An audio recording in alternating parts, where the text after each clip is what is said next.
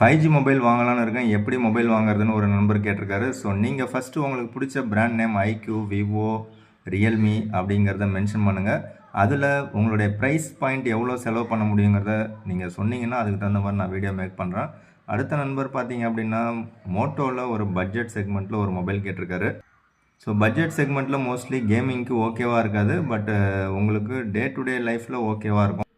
மோட்டோவில் 13,000 தான் உங்களுடைய பட்ஜெட் அப்படின்னா மோட்டோரோலா G64 அப்படிங்கிற mobile 8GB RAM 128GB variant Flipkart அவைலபிளில் இருக்குது.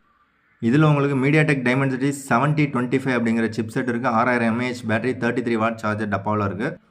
13,000 ப்ரைஸ் பாயிண்டில் உங்களுக்கு நல்லதாக ஒரு டிஸ்பிளே இருக்குது, நல்ல பேட்டரி கெப்பாசிட்டி இருக்குது. 50 MP main camera with OIS support, 8 MP ultra wide and 16 MP selfie camera இருக்குது. இதில் ஒரே ஒரு ட்ராபேக் என்னென்னு பார்த்தீங்கன்னா 6.5 இன்ச்சஸ் கொண்ட ஒரு நல்ல டிஸ்பிளே கொடுத்துருக்காங்க. AMOLED கிடையாது, LCD டிஸ்பிளே தான். அதை தவிர காம்ப்ரமைஸ் எதுவும் கிடையாது.